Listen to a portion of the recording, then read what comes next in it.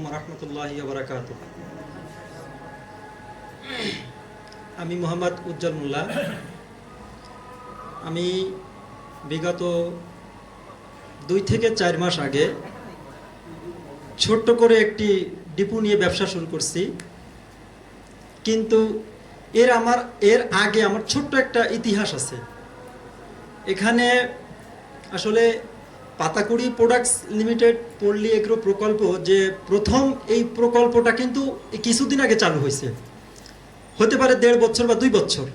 কিন্তু পাতাকুড়ি products limited এটা কিন্তু অনেক আগের কোম্পানি, যেখানে আমরা বিগত দিনও ছিলাম, কিন্তু মাঝে কোনো একটা সমস্যার কারণে, করোনার কারণে একটু সবাই ছিটেবাটা হয়ে গেছে।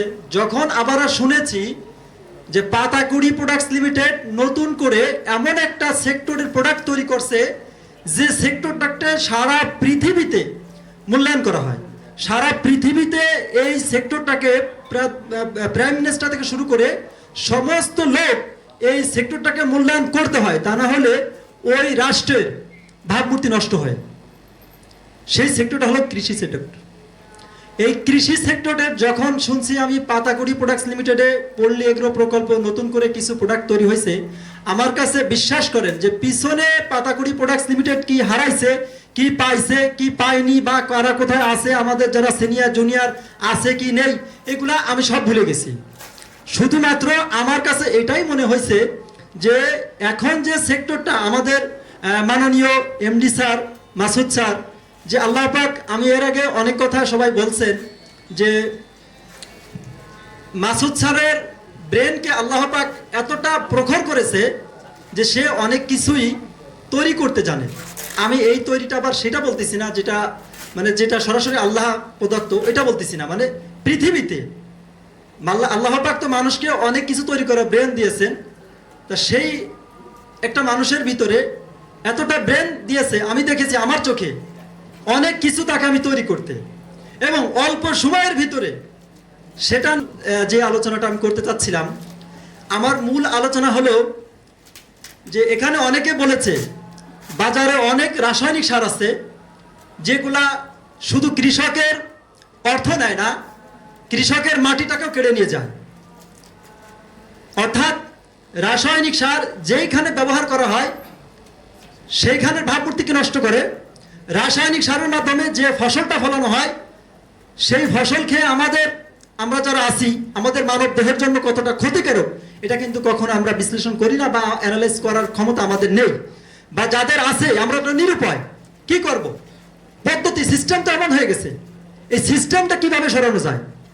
তা আলহামদুলিল্লাহ, ছোট্ট স্বরে আমি বলি যে আমাদের পাতাকুড়ি প্রোডাক্টস লিমিটেড পল্লী এগ্রো প্রকল্প এমন একটি সিস্টেম বের করছে, যে সিস্টেমটা আমি অলরেডি বলেছি। আমি রাজবাড়িতে কয়েকবার ট্রেনার হিসেবে গিয়েছি। আমি রাজবাড়িতে যখন এখানে 100 বা 150 প্লাস লোক আছে, ওখানে আলহামদুলিল্লাহ আমি 200-250 লোকের ভিতরে বলছি যে আমরা আজকে আপনাদের সামনে এমন একটা কিছু নিয়ে উপস্থিত হয়েছি যে জিনিসটা সারের ব্যতিক্রমী একটা পদ্ধতি।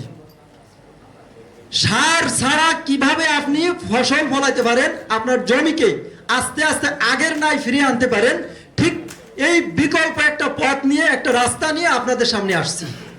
আমাদের এই কথাটা কারো কাছে ভালো লাগছে, আবার কারো কাছে ভালো লাগে নাই, আবার কোনো লোকের কাছে খুবই খারাপ লাগছে। যারা কীটনাশক ব্যবসা করে বা কীটনাশক নিয়ে যারা দৌড়াদৌড়ি করে, তাদের কাছে এটা খারাপ লাগাটা স্বাভাবিক। কিন্তু আমি নিজ দ্বিধায় এমন করে বলছি যে আমি সত্যি বলছি, এটা হলো সুফলা গ্রোথ, হলো সারের বিকল্পী একটা রাস্তা, যেখানে একটা কৃষকের কস্টিং খরচ যদি 100 টাকা হয়ে থাকে, আমাদের সুফলা গ্রোথ ব্যবহারের ফলে 40% সেটা করা সম্ভব, এবং আপনার এই 40%-এর ভিতরে একটা উচ্চ ফলন পাওয়াটাও সম্ভব।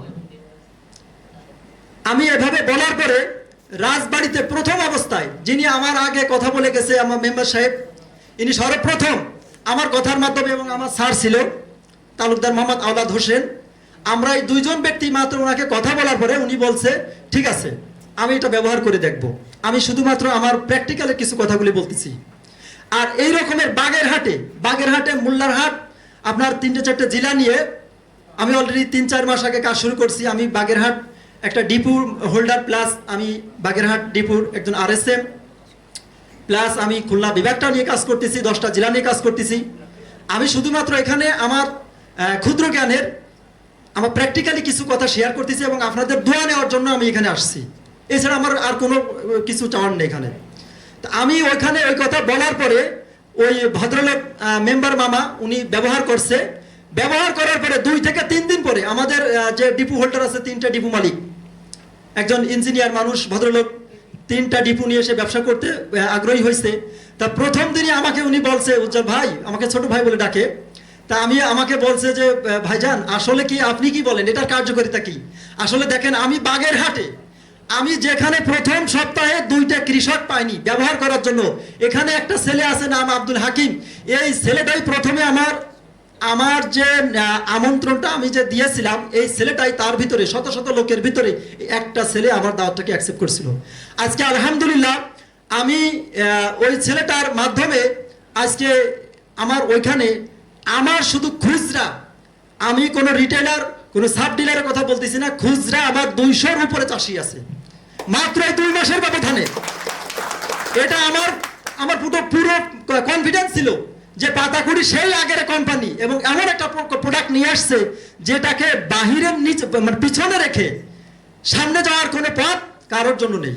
কারণ কৃষক যদি না বেঁচে দেশে, আজকে আমরা যারা শুট কোট পরে এসি রুমে বসে থেকে ব্যবসা করছি বা চাকরি করছি, যদি ওই খাবারটা কৃষকের যোগান না দেয়, তাহলে কিন্তু এই ফুয়েলটা যদি না থাকে শরীরের ভিতরে, এই সময়টা যদি তারা কৃষকরা ওইখানে ব্যয় না করে, আমাদের কিন্তু সামনে পথ চলার মতন কোনো পরিস্থিতি নেই।